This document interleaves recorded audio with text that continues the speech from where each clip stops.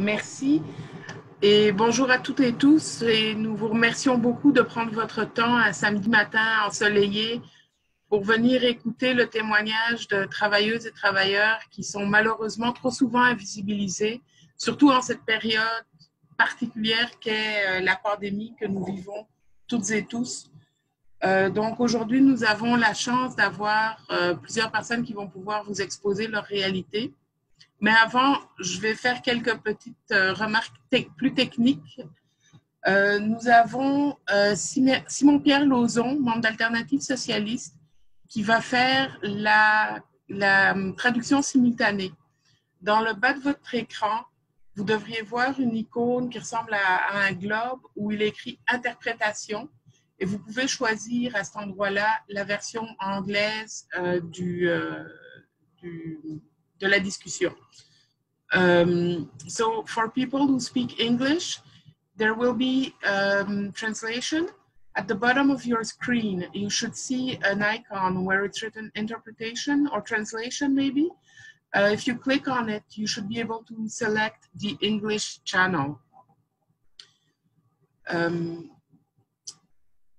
Si vous avez des problèmes avec ça, faites-nous signe via le chat et on va tout faire pour vous aider. If you have problems with to find the icon, use the chat to contact us and we will help you. Donc, étant donné qu'il y a une traduction simultanée, nos panélistes et moi-même, on va essayer de ne pas parler trop rapidement pour permettre à Simon-Pierre de bien faire la traduction. Donc, je crois que sans plus tarder, on peut commencer. Notre premier panéliste, je vais présenter les panélistes au fur et à mesure, si vous le voulez bien. Notre premier panéliste s'appelle Rémi Arsenault. Il est préposé à l'entretien ménager à l'hôpital La Salle. Il est délégué syndical au SCFP 2881. Il est aussi militant d'Alternative Socialiste.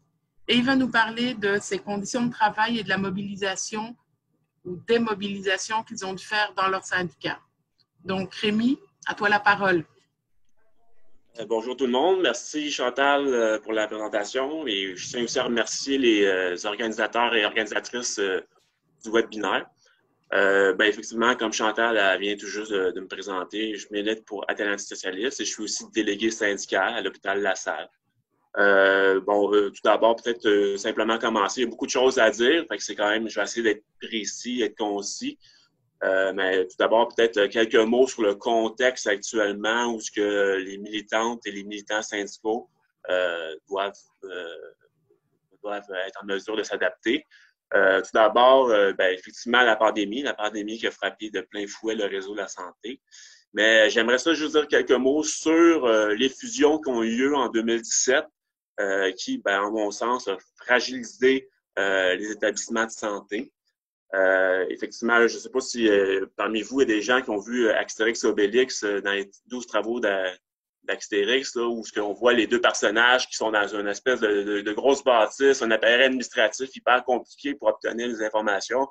Les SUS, maintenant, c'est ça, en fait. Là, les gens ont de la misère à contacter le service de paie, contacter les rappels, contacter le bureau de santé. Donc, déjà, j'oserais dire là, que les SUS en ce moment sont dysfonctionnels. Et ça a vraiment eu des répercussions sur les conditions de travail de nos membres. Mon syndicat représente des gens qui travaillent en entretien ménager, à la cuisine, des gens qui travaillent dans la maintenance, des métiers de la construction tels que menuisier, plombier, électricien. Il y en a beaucoup, là. Aussi des assistantes techniciennes en pharmacie, des travailleuses qui travaillent en CLSC. Mon syndicat représente une majorité de femmes. Ce qui est aussi qui est difficile parce qu'on sait que les femmes ont beaucoup de responsabilités familiales à la maison. C'est encore les femmes qui s'occupent beaucoup des enfants. Donc, c'est difficile pour elles de s'impliquer syndicalement. C'est un défi assez important. Donc, grosso modo, c'est un peu ça les gens qu'on représente. En ce moment, le syndicat, un peu comme à l'image des SUS, il est fragilisé. À titre d'exemple, notre syndicat est passé de 800 membres à 4000. Donc, ça fait 3 ans que le syndicat est refondé et qu'on essaie de restructurer ça. C'est vraiment pas évident, beaucoup de défis. entre autres, l'un des principaux défis, c'est l'information. L'information doit circuler entre l'équipe syndicale et la base syndicale, ce qui est vraiment pas facile de mettre en branle. Donc, avec des confrères de travail, comme malheureusement, je dois l'avouer, il n'y a pas de filles qui s'est joint encore à nous. C'est plus difficile. Les filles s'occupent souvent de leurs enfants, comme j'ai dit plus tôt.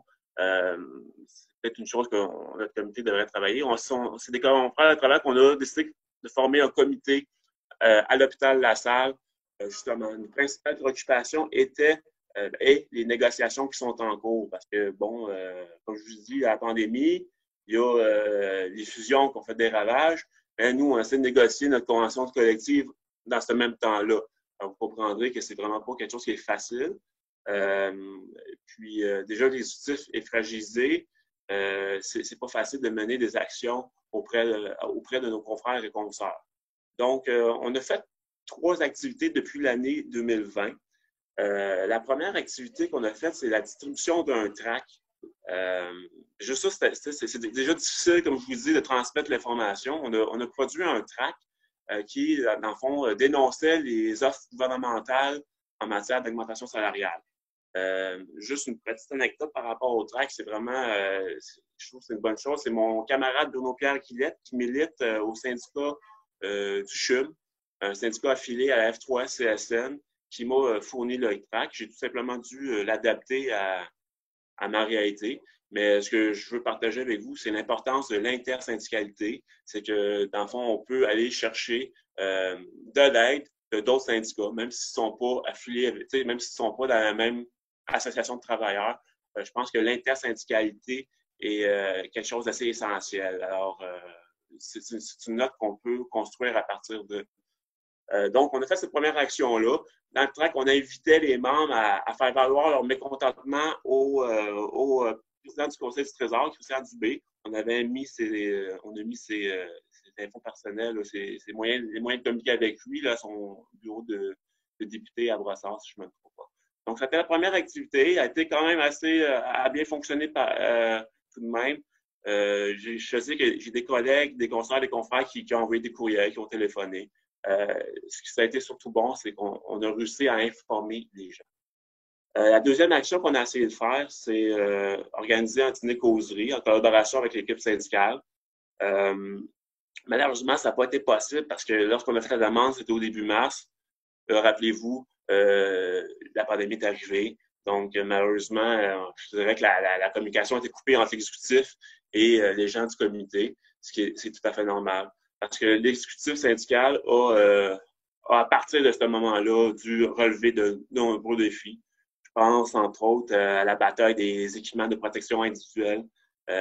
Rappelez-vous, on est en pénurie de masques à ce moment-là. Je pense, entre autres, aux préposés aux bénéficiaires qui doivent travailler en longue durée. Donc, ça n'a vraiment pas été évident pour ces gens-là de travailler sans équipement. Et d'ailleurs, on a eu une consoeur qui a contracté le virus par manque d'EPI. Puis, elle a amené dans sa famille, infecté sa famille. Et d'ailleurs, son mari en est décédé. Le syndicat a organisé une levée de fonds pour tout ça. Alors, ça n'était vraiment pas évident. Il y a même d'ailleurs Manon de Marsté qui a fait une intervention dans l'Assemblée nationale à ce sujet-là. Puis, la troisième activité qu'on a faite, c'était, on a essayé d'organiser des rassemblements syndicaux. Ça s'est passé vendredi le 12 juin. D'ailleurs, je voudrais juste mentionner, mes camarades d'Alternance socialiste ont été présents, ils nous ont aidés, m'ont appuyé dans cette démarche-là, m'ont aidé à ce que ça se concrétise. Ça a été une réussite. On a réussi dans 5 hôpitaux, l'hôpital général Lakeshore, l'hôpital Sainte-Anne, l'hôpital Douglas, l'hôpital La Salle et l'hôpital St. Mary's. On a réussi à tenir en simultané des rassemblements. Ça a été possible parce que justement, notre comité, on a réussi à créer des contacts dans les autres établissements. Alors, c'est pas évident, il faut sortir de notre zone de confort, il faut aller dans d'autres lieux de travail, discuter avec des gens qu'on ne connaît pas nécessairement. On a réussi à relever le défi. Donc, c'est vraiment ça la clé pour nous, c'était de s'enraciner localement dans notre milieu de travail. Donc, pour conclure, c'est là-dessus que je voulais partager avec vous, c'est s'enraciner localement. Je vous invite aussi à consulter notre site web à Alternative Socialiste. On a écrit plusieurs articles sur ce qui s'est passé. J'en dirais une bonne dizaine. d'articles. Puis d'ailleurs aussi, on a développé un programme de lutte par rapport à la pandémie. Alors, je vous invite à consulter notre site web à ce sujet. Merci et passez une bonne journée.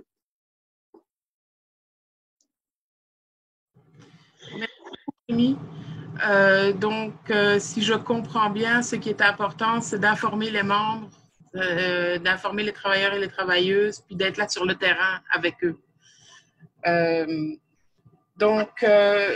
vais céder la parole à Zebénédicte Carole, qui est une demandeuse d'asile qui a travaillé dans une résidence pour personnes âgées.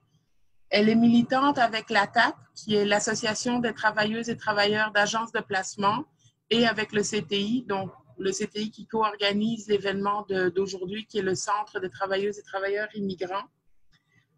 Donc, elle va nous parler de son expérience et de ce qu'elle a vécu. Et croyez-moi, ça n'a pas été drôle pour elle.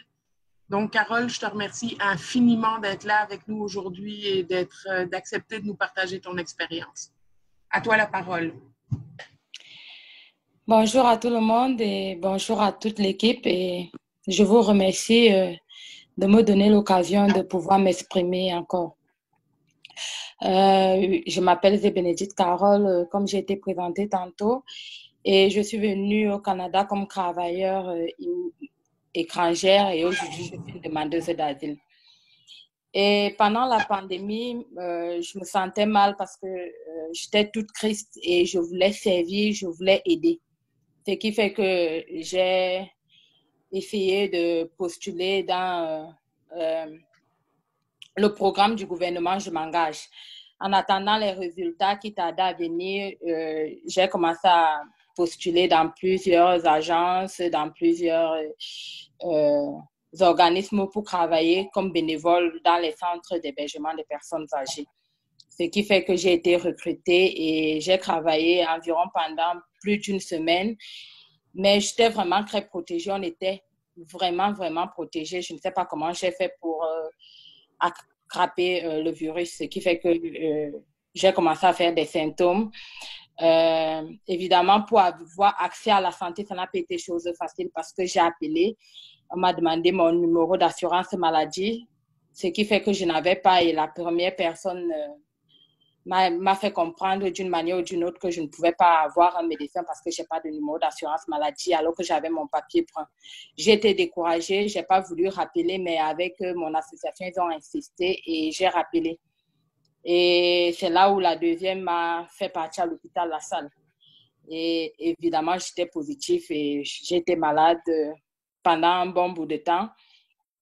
Après, le gouvernement, Je m'engage, m'a appelé que j'étais recrutée pour travailler à l'hôpital La Salle comme aide ménagère ou encore comme dans l'entretien parce que j'ai beaucoup d'expérience dans l'entretien ménager ou aide cuisinière ou un truc comme ça.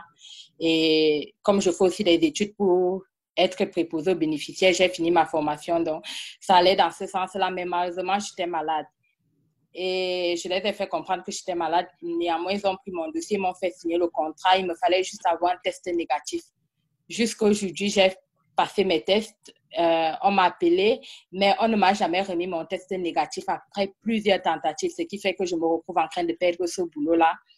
Et je dois en même temps faire mon stage de préposé et être obligée de chercher un autre boulot loin de chez moi parce qu'il me faut, comme stage, je travaille gratuitement, mais il me faut bien sûr m'occuper, payer mes charges.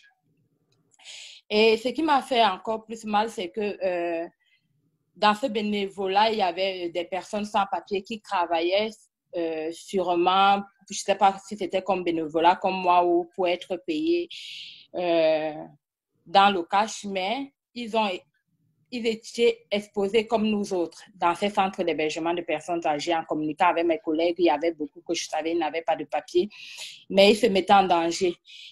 Et aujourd'hui, il paraît que le gouvernement est en train de mettre un programme pour les anges gardiens, comme on nous appelle. Mais je ne suis pas sûre que j'aurai accès à ce programme parce que moi, en travaillant comme bénévole, je suis tombée malade, ce qui fait que je n'ai pas fait les 120 heures qu'ils demandent. Et même si j'ai accès à ce programme, beaucoup de sans-papiers n'auront pas accès alors qu'ils étaient dans les mêmes lieux en train de travailler, étant à risque comme nous autres. Je ne sais pas, j'ai trouvé ça vraiment injuste, mais on est obligé de faire avec. C'est un peu ça, quand tu te retrouves dans notre situation, tu as cette volonté-là parce que nous, on le fait par amour. Bien avant la pandémie, moi, je faisais déjà mes études pour être préposée, malgré que je suis obligée de payer mes études et malgré que je suis obligée de travailler en même temps. Pour moi, c'est un métier que je fais parce que c'est, pour beaucoup de personnes qui ont souffert dans leur vie, c'est, on a de la compassion, on a beaucoup d'amour à se sentir utile, à aider les autres, à partager, à pouvoir. C'est humanitaire, c'est beaucoup de compassion, c'est beaucoup de sensibilité et c'est beaucoup d'amour à donner. Mais est-ce qu'on a de la reconnaissance qui va avec? Je ne crois pas. Est-ce qu'on a ne serait-ce que cette dignité, cette fierté qu'on demande? Je ne crois pas non plus. En tant que demandeuse d'asile, malgré que je partais faire du bénévolat pour aider, si je n'étais pas au CTI, je n'allais pas avoir accès à la santé. Alors que je suis tombée malade en travaillant pour le système pour aider ces personnes qui ont tant besoin de nous. Et jusqu'à présent, j'ai perdu un boulot parce que je ne parviens pas à avoir mes tests négatifs. Quand j'appelle, est-ce que tu es dans le système de la santé? Je dis pas encore, mais j'explique que c'est pour un boulot, mais toujours est-il dit que on me renvoie. Aux dernières nouvelles, on m'a demandé d'aller aux archives de la salle si je voudrais avoir mon résultat, faire une demande. C'est trop de protocole. Donc, finalement, j'ai voulu partager cette expérience avec vous pour vous faire part un peu de ce qu'on vit sur le terrain et de toutes les portes qui nous sont bloquées à cause du système dont nous devons faire face. Merci beaucoup. Merci beaucoup, Carole, d'avoir partagé ton expérience. Je pense que Carole a mis le doigt sur un des problèmes qu'on retrouve beaucoup dans notre société. Carole fait partie de nombreux et nombreuses travailleurs demandeurs d'asile et le gouvernement Legault a clairement dit, mais même s'ils sont allés travailler dans les CHSLD, même s'ils sont tombés malades pour nous aider à soigner la population qui en avait besoin, on ne va pas leur faciliter l'accès à une résidence permanente au Québec. Je pense qu'il faut continuer à se mobiliser aussi pour réclamer justice pour toutes ces personnes qui nous ont aidés pendant la pandémie. Maintenant, on va passer au troisième témoignage. Le troisième témoignage a été préenregistré. Ce sera un peu plus long parce que la traduction est déjà insérée dans la vidéo. La personne qui va témoigner, Jane, vous comprenez que ce n'est pas son vrai nom. Il s'agit d'une travailleuse domestique qui est arrivée il y a peu de temps au Québec. Donc, c'est pour ces raisons-là aussi que son vrai nom n'est pas dévoilé aujourd'hui. Mais je crois que ce sera un témoignage qui sera particulièrement émouvant lui aussi. Donc, je vous laisse lancer la vidéo, camarades qui vous occupez de la technique. Merci beaucoup.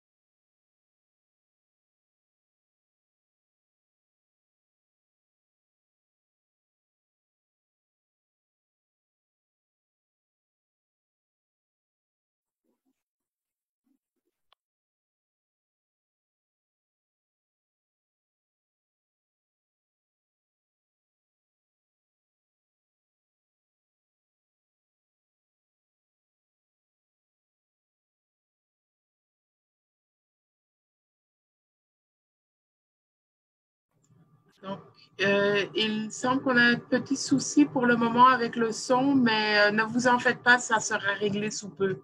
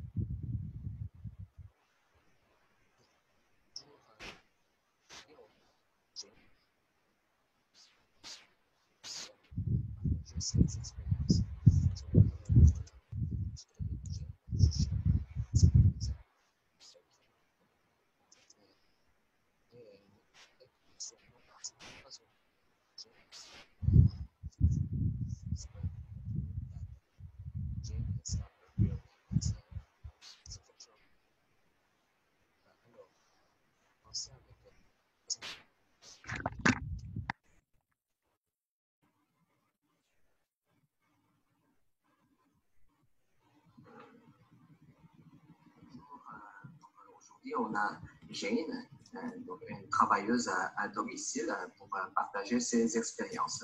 So hello everyone, we have today Jane to share her experience as a caregiver. Mais il faut noter que son nom, ce n'est pas son vrai nom. Jane, ça c'est un nom fictif. But you have to note that Jane is not her real name, it's a fictional name. Alors, on va commencer avec une simple question. Donc, Jane, est-ce que vous pouvez vous présenter vous-même? So we're going to start with the basic question. So, Jane, can you introduce yourself? I'm Jane. I'm a living caregiver. I'm on work permit. I'm from Philippines and I came here in December 2020. I'm 19, so. Ok, no problem. Donc, moi, moi, je m'appelle Jane, je suis aide familiale résident et je travaille avec un permis de travail. Je suis venu en décembre 2019 de Philippines. Okay, merci. Ensuite, est-ce que vous pouvez présenter votre travail et aussi les conditions de travail? Qu'est-ce que vous faites et quelles sont les conditions? So, Jane, can you tell us about your work and working conditions? My main task here is to look after the kids. Yeah, bringing them outside, playing with them. Then is the cooking, cleaning, and doing all the housework and laundry. Okay, thank you. Donc, ma tâche principale, c'est s'occuper des enfants. Et je dois être avec eux à la maison ou quelquefois à l'extérieur. Et aussi, je fais la cuisine, aussi vaisselle, lessive et d'autres types d'entretien ménager. Et combien d'heures vous travaillez? So, how many hours do you work? In a day, I work for 11.5 or 12 hours a day. So in 5 days, I work for 56 hours. Donc, par jour, je travaille à peu près 11h30 ou 12 heures de lundi à vendredi. Donc, ça fait à peu près 56 heures par semaine à peu près. Et pour votre horaire de travail, donc, est-ce que vous pouvez négocier, planifier vous-même votre horaire de travail? So for your working schedule, can you plan by yourself the schedule, or is it imposed by the employer? Sometimes they give me earlier notice what's going to be the plan for the next day. Sometimes they ask me if what I can do for the next day or the next day. So I also make a plan. Yeah, they allow me to make a plan where to take the kids. Okay. Donc, de temps à autre, l'employeur me demande mon plan pour le lendemain ou la semaine suivante pour planifier un petit peu. Et vous habitez chez l'employeur, so do you live in the employer's house? Yeah, since the pandemic started, I stayed with them, I lived with them towards March. Donc, depuis l'éclatement de la pandémie, donc de mars jusqu'ici, j'habite chez l'employeur. Donc, dans ce cas, avant la pandémie, donc vous habitez à l'extérieur de chez l'employeur. So, before the pandemic, did you live outside of the employer's house? Yeah, I live with my own place. Oui, avant la pandémie, j'ai habité chez ma tante. Et quelles sont les relations avec l'employeur? Donc, généralement, il n'y a pas de grands problèmes et vous pouvez faire une négociation pour le travail. So, what's the relationship with the employer? So, can you negotiate with the employer about the work and working conditions or whatever? Maybe there's some that I can negotiate, but there's some that it's hard to negotiate because I don't know if it's acceptable or what. I'm just a bit worried. Quelquefois, je parle avec l'employeur pour ajuster quelque chose, mais ce n'est pas facile parce que je ne connais pas si ma demande est acceptable pour l'employeur. Et je perds de ne pas être accepté. Ok, merci. Et dans ce cas, est-ce que tu peux nous expliquer un petit peu sur la condition de santé et sécurité? Donc, par exemple, s'il y a des risques et vous avez des expériences d'être blessé durant le travail. So, can you explain about your health and safety conditions in your workplace? So, is there any specific risk that you're facing with, or did you get any injury during the work? So far, okay, I'm healthy. Yeah, especially the health. You're talking about the health. I'm still healthy, and what I'm only concerned here is overfitting, and the stress level is high, and I probably cannot work properly if I'm very tired. Okay, donc, jusqu'ici, il n'y a pas de grands problèmes de la santé, mais il y a pas mal de stress et aussi souvent, je suis très fatigué. Ok, merci. Et dans ce cas maintenant, est-ce que vous pouvez expliquer un petit peu sur votre parcours migratoire? Donc, so now, can you explain about your migration process to come to Canada? Yeah. My relatives filed an agent for me, and the agent is based here in Canada. So he filed an employer for me, and then after that, I sent everything, all the documents that he needs for the processing of my papers, and I pay him money for that. Okay. Donc, ma tante m'a recommandé de contacter une agence de recrutement. Donc, c'est cette agence qui m'a aidé à trouver un employeur. Et m'ont demandé de remplir certains documents et envoyer certains documents. Et je l'ai fait. Et j'ai payé pour ça. Okay. Merci. Et aussi, donc, cette agence est basée au Canada. Et avant de venir au Québec, est-ce que vous avez déjà travaillé comme un travailleur migrant dans d'autres pays? So before you came here, did you ever work as a migrant worker in other countries? Yeah, I worked in Singapore before. Oui, j'ai travaillé à Singapour.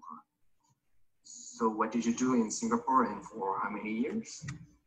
I'm an nanny there for 15 years. Okay, donc, à Singapour aussi, j'étais une aide familiale pendant 15 ans. Okay, merci. Et ensuite, après votre travail comme un travail migrant, à titre d'aide familiale, donc, est-ce que vous avez un plan de s'installer au Québec ou au Canada de manière permanente? So after your migrant worker status, so do you have any plan to settle down in Quebec or in Canada? Yeah, if I had the chance to, why not? Why not settle here? Oui, si j'ai une occasion, pourquoi ne pas faire? Et pour faire cela, donc, est-ce qu'il y a des obstacles ou barrières spécifiques? So to settle down here, so is there any specific obstacles or difficulties? So far, I'm not facing any obstacle yet.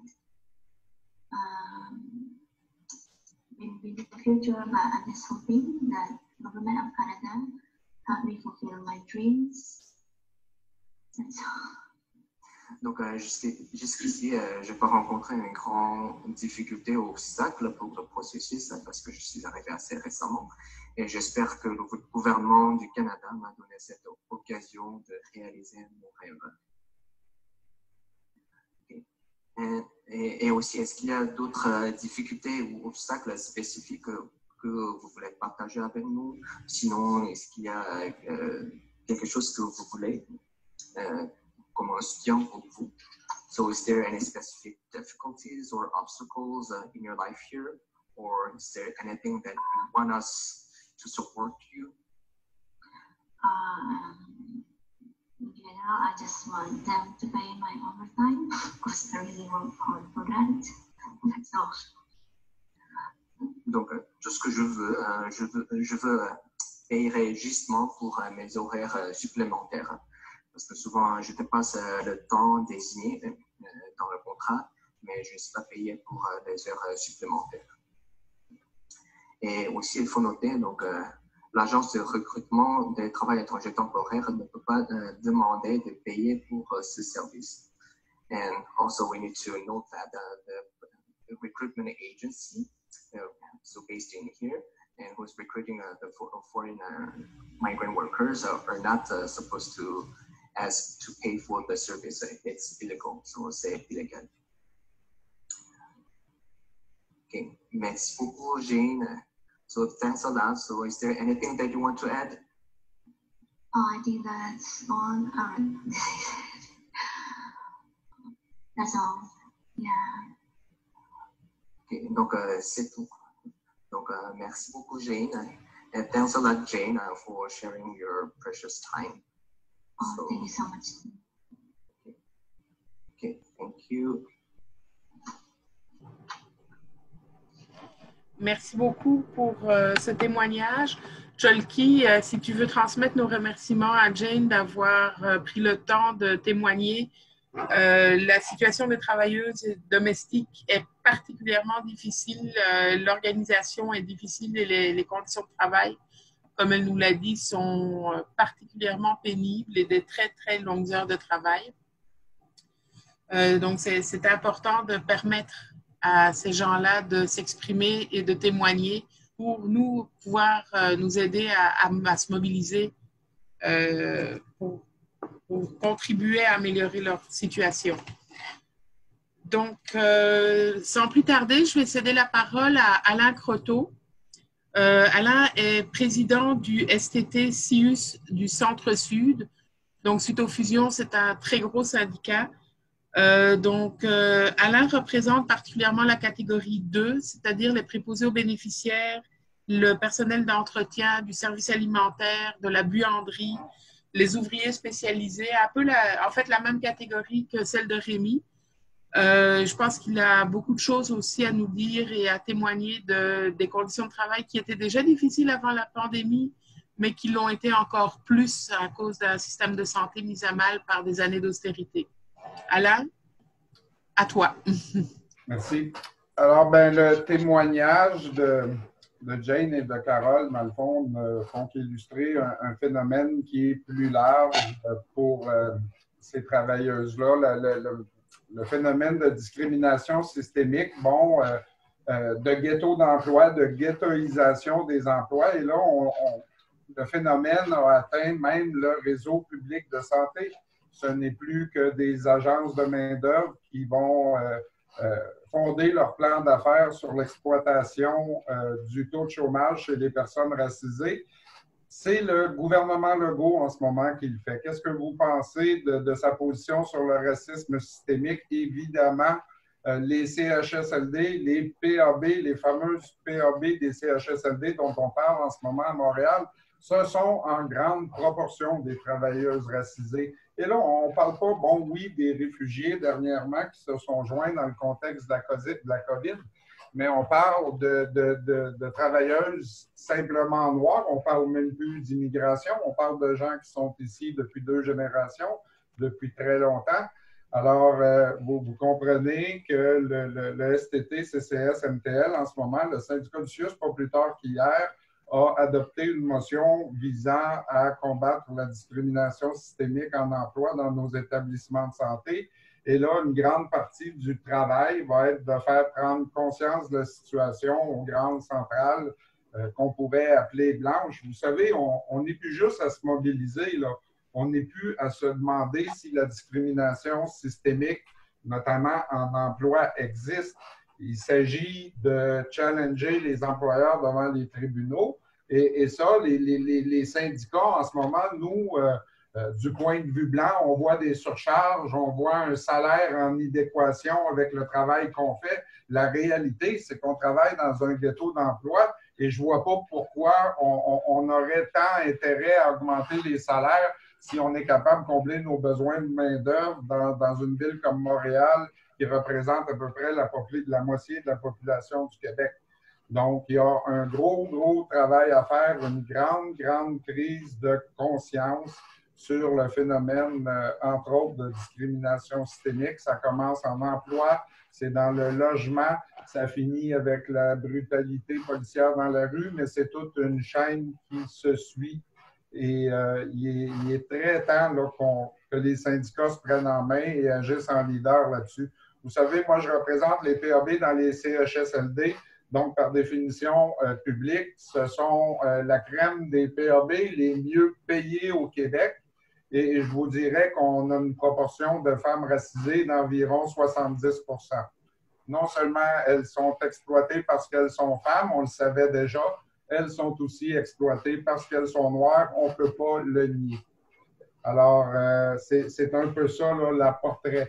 Imaginez maintenant si on s'en va dans les résidences de personnes autonomes qui ne sont pas soumises aux conventions nationales, si on s'en va dans les agences de main-d'œuvre, à mesure que les conditions de travail dégringolent, que le salaire dégringole, la proportion de femmes racisées augmente. Alors, il est temps de retourner devant les tribunaux, il est temps de remettre les gouvernements devant leurs contradictions et d'apporter les mesures de correction. Quand on est devant une sous-représentation de personnes racisées, il faut imposer des quotas, sinon on laisse la nature injuste du système faire son œuvre et on ne peut pas faire ça. Et si on est devant un phénomène de surreprésentation, ce n'est qu'en travaillant sur l'amélioration des conditions de travail qu'on réussit à inverser le phénomène.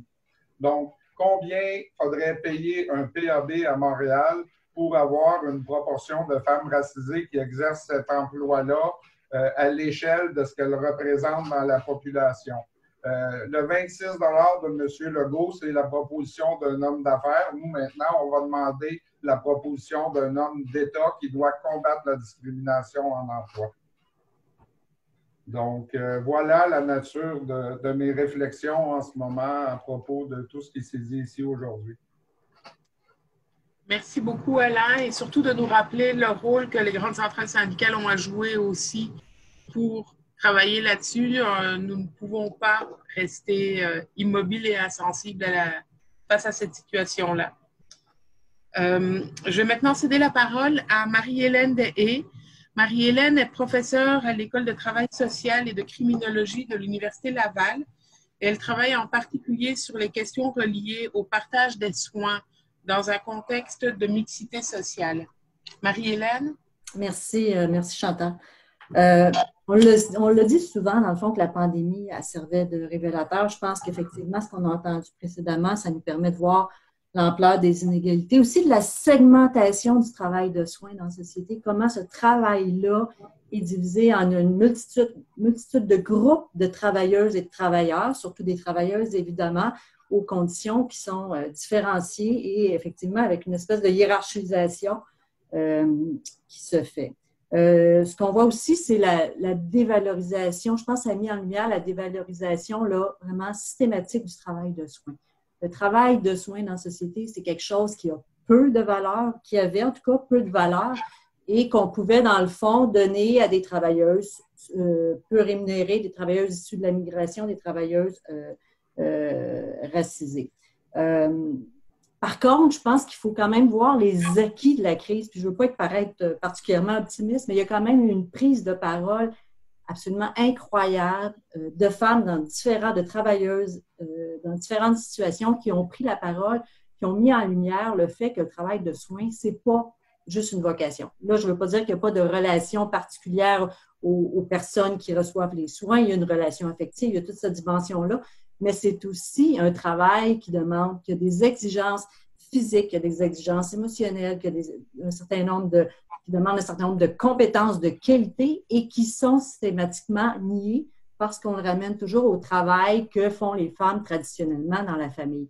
Donc, je pense qu'il y a eu cet acquis-là de mise en visibilité de ce que ça demande, le travail de soins, et aussi de ce que ça suppose en termes d'exigences et de qualité. Il y a la colère des travailleuses aussi qui s'est exprimée, hein, des travailleuses qui disaient, ben là, c'est assez d'être considérées comme des anges gardiens, on est des travailleuses, donc il faut nous reconnaître. Je pense que ça, c'est l'aspect qu'il faut aussi voir comme étant un gain. Par contre, comme Alain le disait, on est dans une logique au niveau du gouvernement comptable, entrepreneurial, on segmente les travailleuses, on les divise, on donne un petit peu ici, un petit peu là. Et donc, ça, c'est un défi important. Le défi important, ça va être dans l'idée de relance économique, de de faire valoir l'idée d'une société où les soins, le travail de soins qui se fasse sous différentes formes soit reconnu. Et aussi, je pense qu'il y a des travailleuses qui sont restées dans les zones d'ombre, malgré ce que je parlais de la prise de parole, c'est notamment les travailleuses du chèque emploi-service, les travailleuses des agences, on avait l'exemple avec Carole, et les aides familiales avec Jane. C'est vraiment des catégories de travailleuses qu'on a un peu moins entendu leur réalité et qui serait important d'entendre davantage. Je pense, pour finir, c'est l'idée de permettre de créer des alliances, puis des liens, puis de reconnaître que toutes ces travailleuses-là, malgré les différences dans les conditions dans lesquelles ce travail-là s'exerce, ça appartient à l'univers du travail des soins et un travail qui doit être reconnu, qui doit être valorisé et qu'on doit arrêter de rattacher à la mission traditionnelle des femmes et donc de les valoriser. Voilà. Merci beaucoup, Marie-Hélène. Je pense que Marie-Hélène a mis le doigt sur un élément important qui est de créer des alliances, de travailler justement, on a parlé d'intersyndicale, on a parlé de l'importance de cette solidarité-là. On me dit qu'il y a des groupes qui ont été créés sur Facebook pour supporter et aider et voir aussi comment se mobiliser entre travailleurs et travailleuses. Donc, je crois, Rémi, que tu as de l'information là-dessus. Si jamais, est-ce que les gens peuvent te contacter si jamais ils cherchent à avoir de l'information là-dessus? Donc, nous sommes arrivés à la fin des discours de nos panélistes et de nos commentateurs. Si vous avez des questions, vous pouvez utiliser le chat ou si pour différentes raisons vous avez de la difficulté à taper, inscrivez votre nom pour poser vos questions. Moi, je voudrais souligner en attendant l'arrivée des questions que le panel d'aujourd'hui a été organisé par une coalition. Nous avons signé une déclaration commune pour un salaire minimum à 15 $ de l'heure. Il est plus que temps que les travailleurs et travailleuses soient payés décemment. 13 $ et 10 $ de l'heure pour prendre soin des gens, c'est plus qu'insuffisant et ça ne permet pas aux gens de sortir de la pauvreté. Donc, c'est l'importance d'avoir un salaire décent pour tout le monde. On le voit encore plus en cette pandémie où les travailleurs et les travailleuses les plus invisibilisés, dont nous avons largement parlé aujourd'hui au niveau des soins de santé, soient reconnus à leur juste valeur. Il y a certains employeurs qui ont accordé des primes. Le gouvernement a accordé des primes. Les primes ont été payées tout croche, pour le dire gentiment. Il y avait des horreurs, des gens qui étaient en retard de 5 minutes et qui perdaient leur prime pour le mois au complet pour un retard de 5 minutes. Donc, on voit à quel point c'est essentiel de se mobiliser, de travailler ensemble et que la solidarité des travailleurs et travailleuses, c'est ça qui va nous permettre de faire des gains à ce niveau-là. Donc, je vous invite aussi à rejoindre le groupe de la déclaration. Vous pouvez nous trouver sur Facebook, la déclaration commune.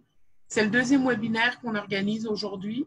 On va en organiser d'autres. Vous serez informés via nos pages Facebook, qui reste quand même le moyen de communication le plus simple en période de pandémie. Donc, dans la coalition, il y a le conseil régional de Montréal métropolitain de la FTQ. Je salue Marc-Édouard Joubert, président, qui est là aujourd'hui. Il y a aussi le conseil central du Montréal métropolitain de la CSN. Je suis moi-même à l'exécutif du conseil central et je vois que Rama Diallo, qui est la trésorière au conseil central et responsable du comité immigration, est avec nous aussi aujourd'hui. Bonjour Rama, merci d'être là. Évidemment, il y a le CTI, Cholki, qui gère tout ça, et plein d'autres personnes qui ne sont pas forcément nommées, qui militent au CTI. Puis, il y a certainement d'autres groupes que j'oublie, mais que je remercie infiniment de continuer à militer avec nous pour faire valoir ce droit essentiel qui est d'être payé décemment pour le travail qu'on fait. Pendant que je parlais, j'ai reçu une question. Donc, pour qui pourrait répondre? L'un des problèmes de fond ne serait-il pas l'utilisation d'agences au lieu de créer des emplois réguliers? Carole et Jane nous ont parlé des agences. Donc, quel est le problème lié avec les agences? Ah oui, juste avant, Marc-Édouard veut aussi souligner la présence de Frédéric Collin, qui est aussi au Conseil régional de la FTQ. J'ai vraiment honte d'avoir oublié Frédéric. Excusez-moi. Donc, l'un des problèmes de fond serait l'utilisation des agences. Est-ce qu'il y a quelqu'un qui souhaite répondre là-dessus? Carole fait signe que oui, c'est un problème. Carole, nous t'écoutons. Le problème des agences, pour moi, c'est beaucoup plus un problème de discrimination parce que dans les agences, on retrouve beaucoup plus les personnes en statut précaire et des personnes sans statut. Et ça permet à ce que la discrimination soit valorisée. Pourquoi? Parce que dans les agences, il y a une chose que j'ai remarqué ayant travaillé dans les agences de placement pendant 2 ans, c'est que quand tu arrives en venant de l'agence de placement, tu n'as pas les mêmes droits que le reste d'employés. Il faut qu'on vous donne le matériel de sécurité, tu n'auras pas un matériel comme tout le reste d'employés, tu n'auras pas les gants, tu n'auras pas de masque comme le reste. Donc, ça signifie que toi, tu n'es pas un être humain et tu ne dois pas être protégé comme les autres. Et en plus, pour garder ta place, tu dois travailler 3 fois plus que les autres et être beaucoup moins payé. Pourquoi? Parce que l'agence de placement te renvoie juste par claquement de doigts. On te dit ne reviens plus demain et tu ne peux aller te plaindre chez personne. Donc, ce qui fait que pour moi, les agences de placement, c'est beaucoup plus pour valoriser la discrimination qui est déjà existante. Donc, il faut juste la valoriser et parce que de créer des agences de placement, on pourrait créer beaucoup plus les associations pour tous les travailleurs. Mais qu'est-ce qu'ils font? Ils créent une discrimination ouverte et pour montrer aux autres personnes que vous n'êtes pas des nôtres, quel qu'en soit ce que vous fassiez. Je prends l'exemple du gouvernement que Legault a mis sur place pour les préposés aux bénéficiaires. Et à la fin, il a dit seuls les résidents et les citoyens peuvent postuler. Pourquoi? Parce que le salaire devient un peu plus élevé. Alors, nous autres, les étrangers qui nous battons depuis à faire du bénévolat, à travailler, à donner tous nos efforts, nous sommes du coup disqualifiés. Alors que nous faisons ce travail, c'est comme un choix. Nous l'avons fait pas parce qu'il y avait la pandémie, mais parce que nous l'avons choisi. Mais il encourage les citoyens et les résidents à avoir cette opportunité parce qu'ils comptent augmenter l'argent pour ça. Donc, ça va avec le contexte des agences. C'est juste pour valoriser la discrimination, selon moi. Merci beaucoup, Carole. Merci à vous. Pardon. On me dit que Julien D. voudrait prendre la parole. Julien? Oui, merci beaucoup pour vos interventions. C'était super intéressant. Moi, j'ai eu l'opportunité de pouvoir participer avec Rémi vendredi passé à la manif du côté de l'hôpital La Salle. J'étais bien content de voir que justement le monde de la base veulent militer. Puis que là, bon, étant donné que le confinement se relâche un peu, les gens ils sortent puis ils veulent vraiment sortir. Puis là-bas, comme ça a été mentionné, les enjeux, c'est l'accès justement au matériel de protection, puis les salaires aussi. Puis mon commentaire question, là, c'était à propos de ça, la question des salaires. Parce que là, bon, la question des alliances, du travail intersyndical, puis ça a été soulevé à de nombreuses reprises. Là. Durant les dernières années, il y avait une campagne qui coalisait tout le monde ici, qui est celle pour le 15 $ de l'heure. Là, il y a de l'eau qui a coulé sous les ponts. On est 5 ans plus tard. Ce 15 $ de l'heure-là est même plus vraiment le salaire décent. Sauf que là, ce qui s'est passé, c'est qu'il y a eu des primes de risque. Il y a eu des primes de risque qui ont été données de différentes manières au privé, au public, puis là, qui commencent à être retirées, notamment par les épiciers, qui disent « Bon, ben, le COVID est fini, fait qu'on retire les primes de risque. » Est-ce que ça ne serait pas une bonne optique, une bonne avenue de se battre pour que les primes restent et deviennent permanentes de manière à augmenter effectivement le salaire minimum ou du moins le salaire de ces personnes-là? J'aimerais vous entendre là-dessus.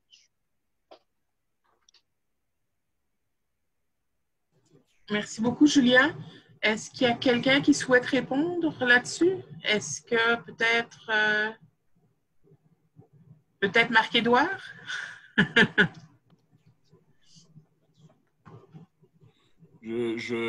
J'essayais de laisser la parole à nos excellents panélistes aujourd'hui qui ont sans doute une opinion là-dessus. En fait, Julien, on ne se connaît pas. À la FTQ, la réflexion est abordée et sur le principe, oui, au maintien des primes. Là où nous retrouvons une problématique au niveau idéologique et d'application, et ça, c'est ce que le ministre Legault ne comprend pas.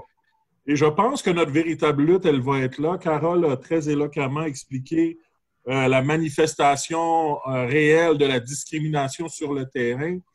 Mais les centrales, on se bat aussi pour le principe de relativité salariale. Donc, c'est correct les primes. Oui au maintien des primes de façon permanente, mais on ne sera pas d'accord d'invisibiliser tous des pans complets de la force ouvrière, de la force de travail qui, eux, n'ont pas reçu de primes. Le gouvernement ne compte pas leur en donner, les employeurs non plus.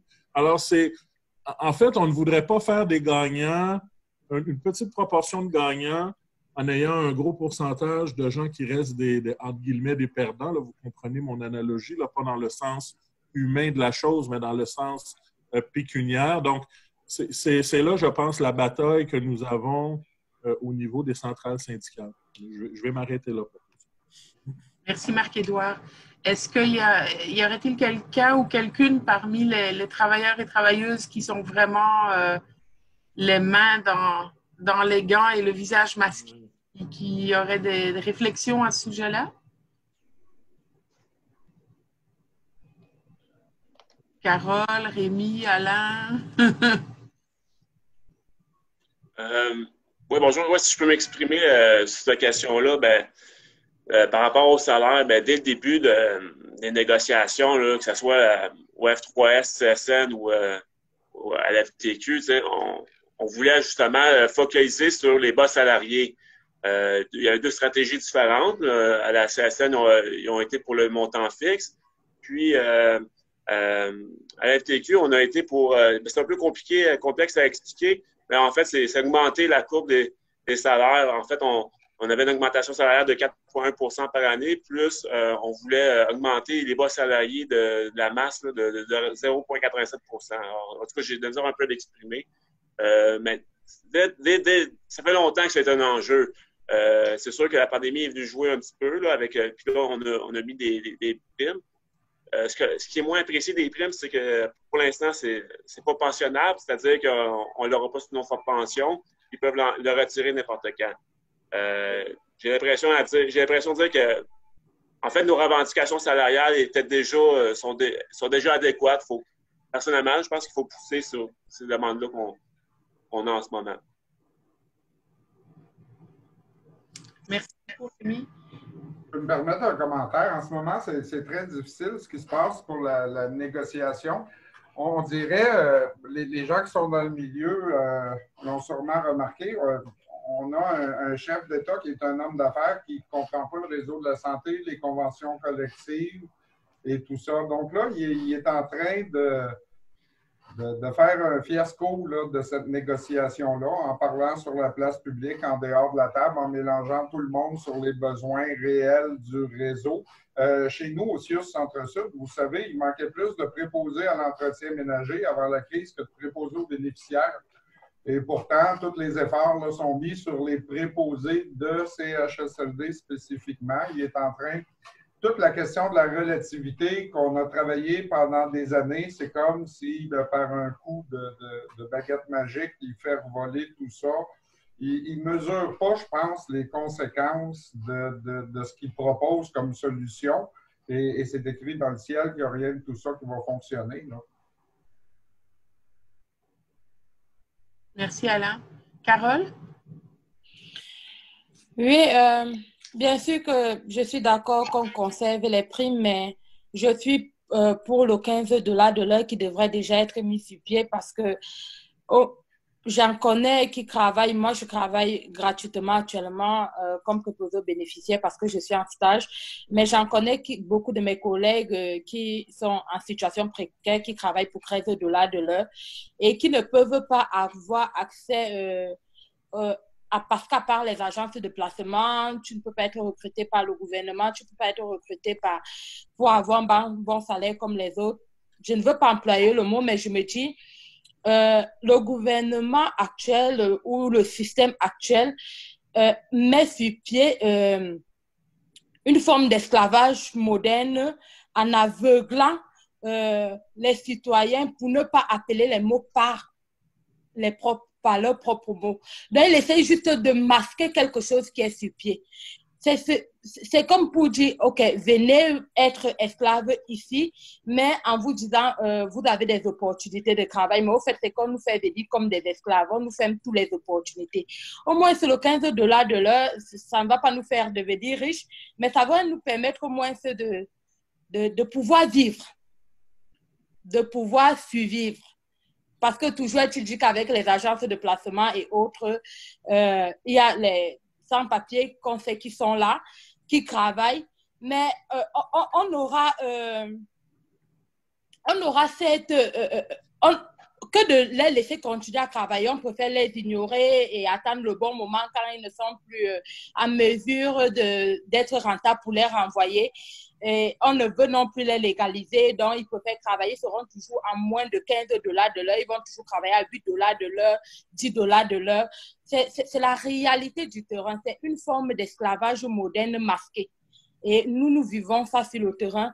Donc, au moins, à 15 $ de l'heure, tant que nous sommes encore précaires, nous pouvons au moins se survivre en attendant peut-être devenir sans papier et recommencer à travailler à 8 $ de l'heure. Bon, on est obligé de revendiquer, d'essayer de se battre en disant aux citoyens la vérité, parce que je sais que beaucoup de Québécois ont aboli l'esclavage et n'acceptent pas être des esclavagistes, qu'ils ne le deviennent pas par ignorance.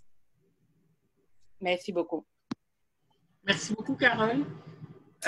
Nous avons une dernière question, je pense. Donc, c'est de Carole Yeroshevski à tout le monde. Oui, évidemment. Comment peut-on encadrer... pardon, c'est un peu... Excusez-moi. Comment on intègre le privé, les aides à domicile? Donc, c'est important de booster le salaire minimum pour pousser les salaires vers le haut. N'y a-t-il pas aussi un ensemble de métiers essentiels à revaloriser sérieusement sur le plan salarial et sur le plan des droits minimaux? Comment les syndicats peuvent-ils appuyer si cette revendication leur paraît légitime? Je pense que c'est une très grande question, hein, Carole, mais très, très juste aussi. Est-ce qu'il y a quelqu'un qui veut tenter un début de réponse? Je vais tenter un début de réponse. Regardez, généralement, on dit quand on fait une lutte politique comme ça que la dernière personne... c'est-à-dire, la personne qui doit comprendre est toujours la dernière à comprendre. Je ne crois pas, dans ce cas-là, que les syndicats seront les derniers à comprendre. J'ai bon espoir dans le contexte actuel. Comme je vous disais tout à l'heure, la discrimination systémique est un concept qui est connu par le droit, qui est connu depuis une trentaine d'années, une quarantaine d'années même peut-être. Et on dirait que ce n'est qu'un manque de sensibilité ou de volonté que je crois les syndicats vont surmonter. Les liens qui se créent entre travailleurs fait que nécessairement, je crois que l'ensemble de la classe ouvrière va se mêler de ces problèmes de racisme et de discrimination-là. Et j'espère là, que même si on ne peut jamais profiter d'aucune tragédie, que le moment actuel là, va nous permettre de donner le petit coup pour franchir le pas. Vous savez, moi, je suis président d'un syndicat de 7000 membres en ce moment. Si j'étais une femme noire, même à titre de présidente de mon syndicat, j'aurais de la difficulté encore à faire cette lutte-là.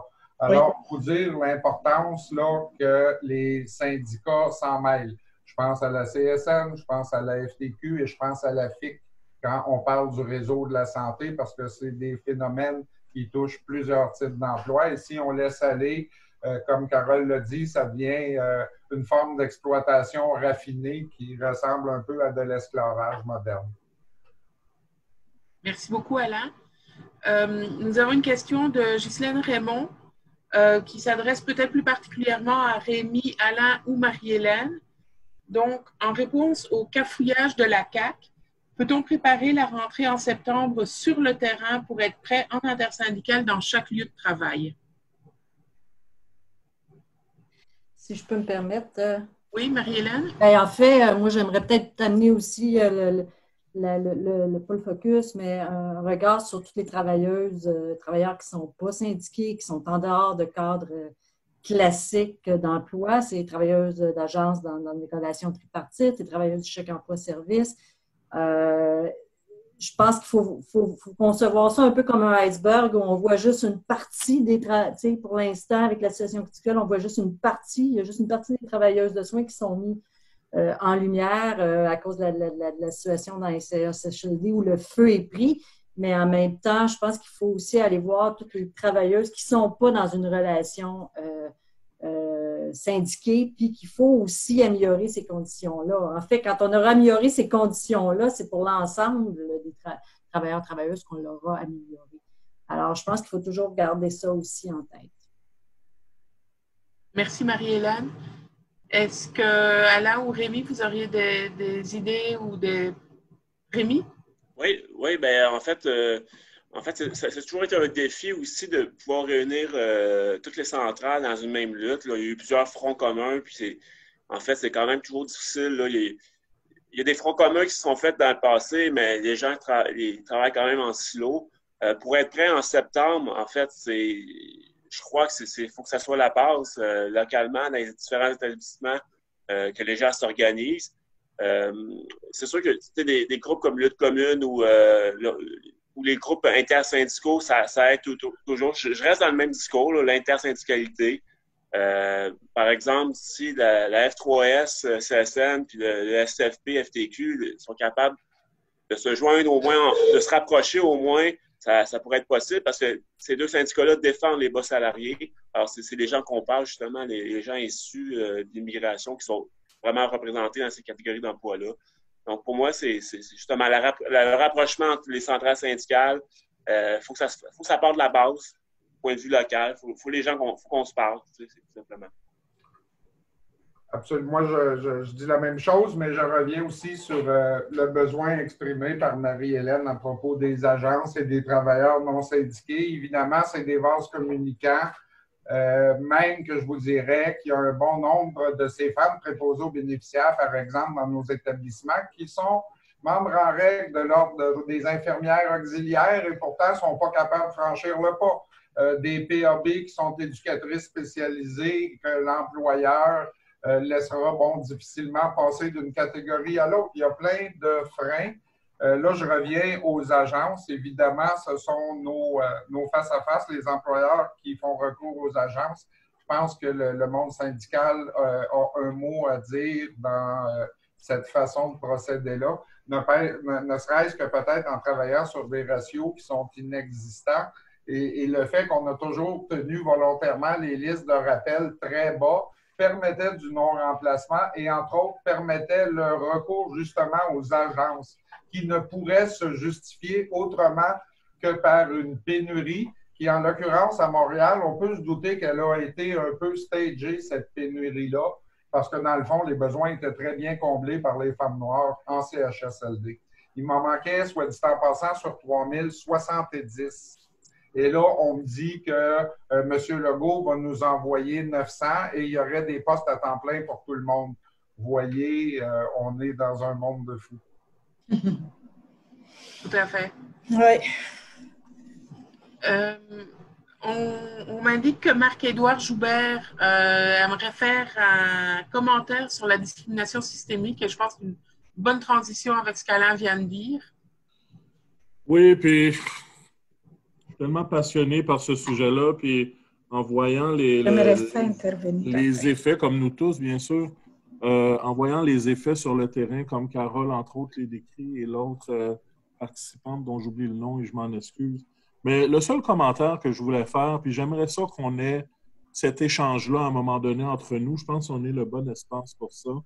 On entendait parler des salaires très bas, de la précarité dans les statuts, tout ça.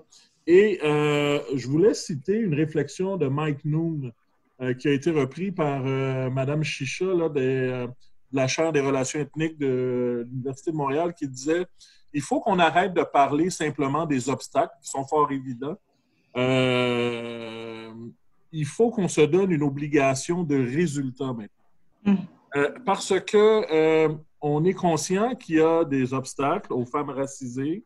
Et je réfléchissais au témoignage tantôt de Carole et je me disais, c'est absolument épouvantable parce que ce dont on parle le moins, c'est que quand on maintient quelqu'un comme ça dans un état, en fait, d'esclavage moderne, moi, je ne me gênerai pas pour le dire, dans le fond, ce qui se passe littéralement, c'est que l'accès à la pleine citoyenneté n'existe plus.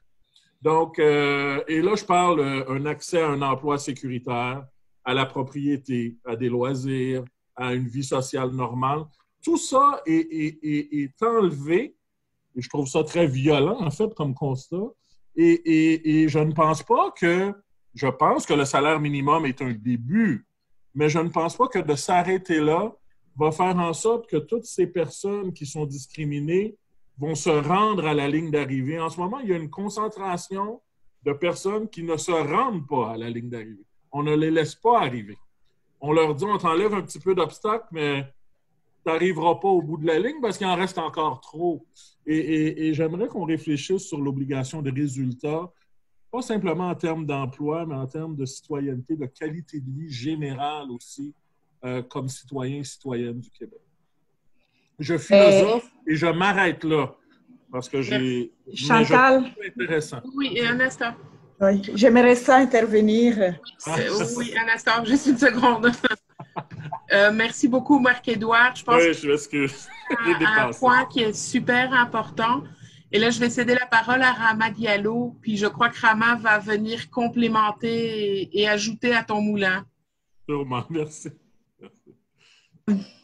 Tout à fait. Merci beaucoup pour ce webinaire. Je trouve que le forum est vraiment bien parce que je suis contente d'entendre les gens qui sont sur le terrain, les gens qui vivent la discrimination. Alors moi, je vais revenir sur quelque chose qu'on vient de nommer qui est vraiment, je pense que le centre qui sera un sujet avec lequel on devait tous se mettre d'accord pour combattre, c'est les agences de placement.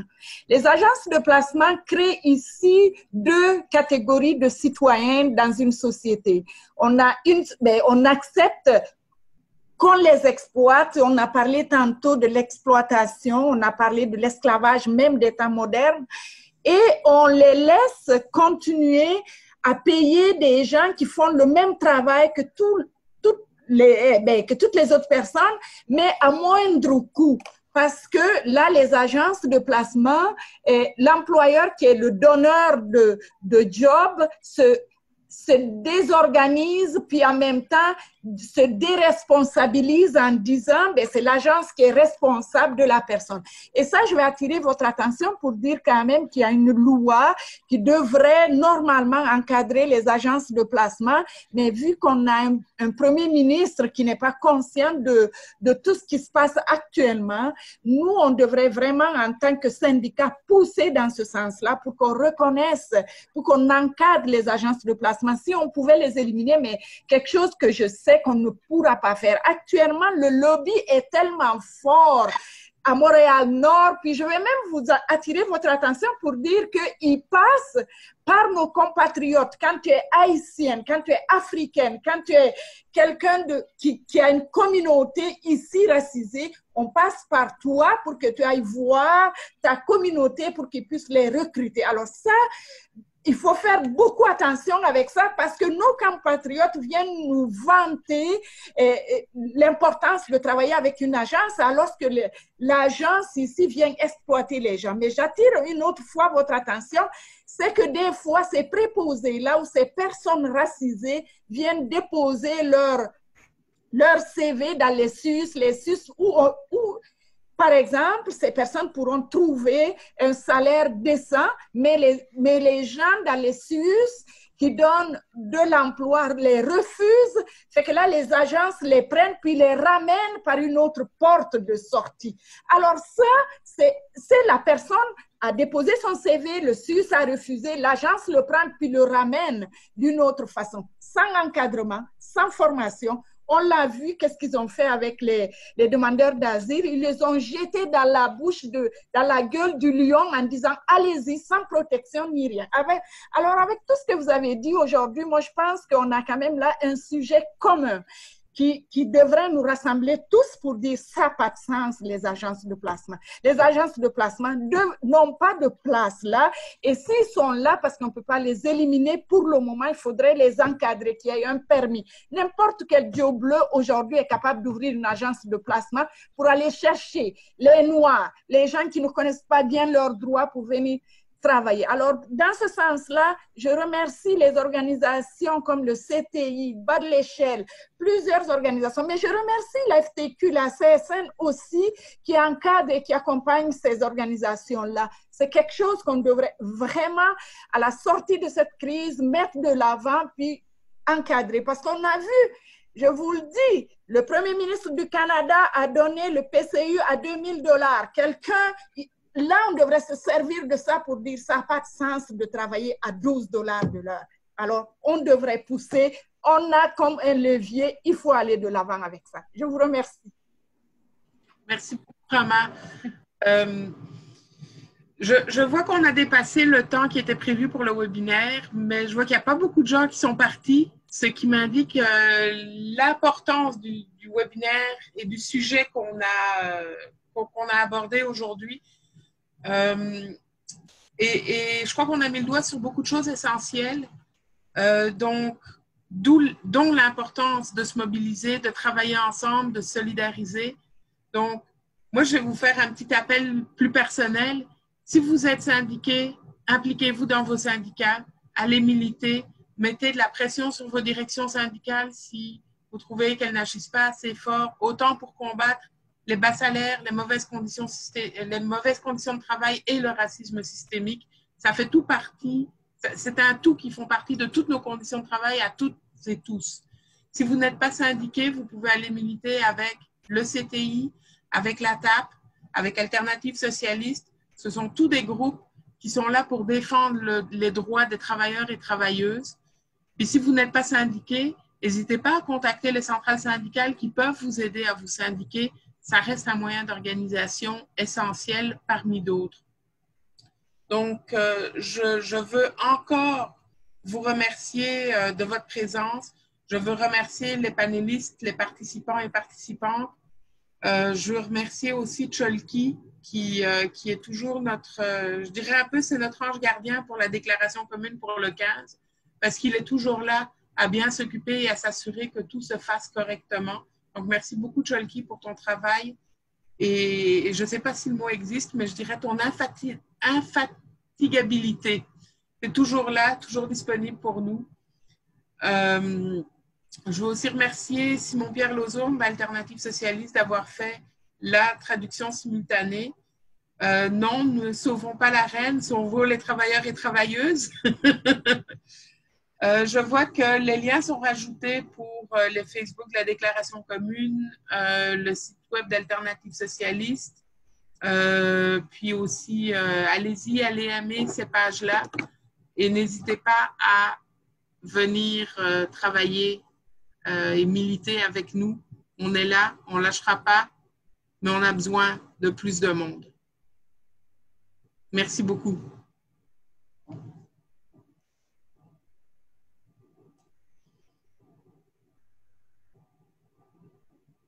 Merci.